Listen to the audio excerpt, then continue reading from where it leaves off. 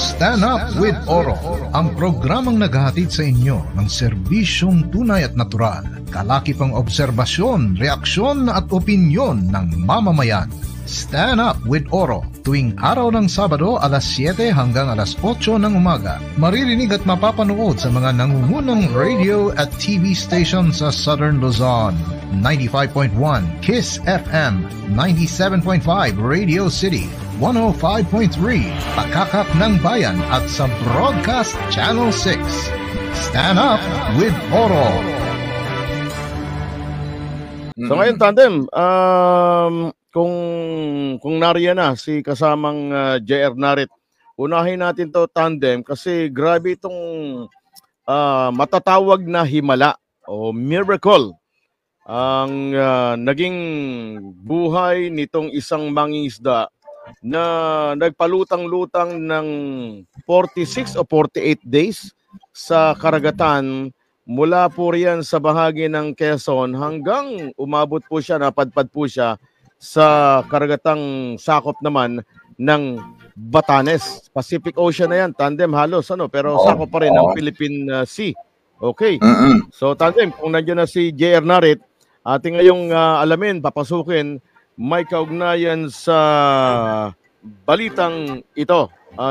JR Narit, magandang umaga sa iyo at welcome back sa Stand Up with Oro. Ano itong report natin may kaugnayan sa isang mangingisda at JR?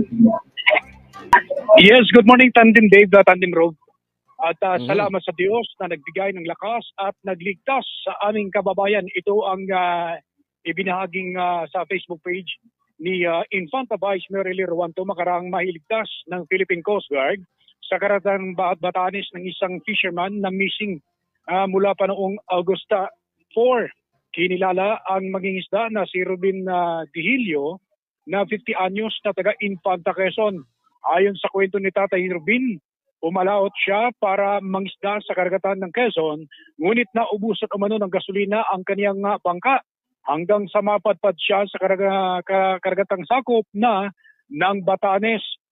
Tubig mula sa ulan, isda at niyog na nakita sa dagat ang iniinom at kinakain umano ni Tatay Ruben sa loob ng mahigit isang buwan.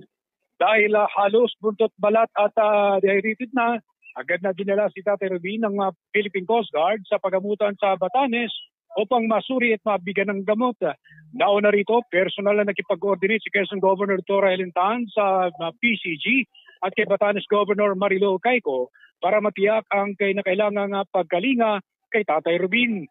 Agad namang nagpaabot ng dagliang tulong sa pamilya ng mangingisda si Governor Helintan at Infanta Vice Mayor Eli Ruanto, kasabay ng pangakong sisikaping sunduin mismo ng Vice Alcalde si Tatay Ruben sa sandaling payagan na siya ng doktor sa ospital sa Batanes kung saan ito nakakonfined. Mula sa lalawigan ng Quezon, ako si JR Narit nagulat sa Stand Up with Oro. Maraming salamat, JR Narit.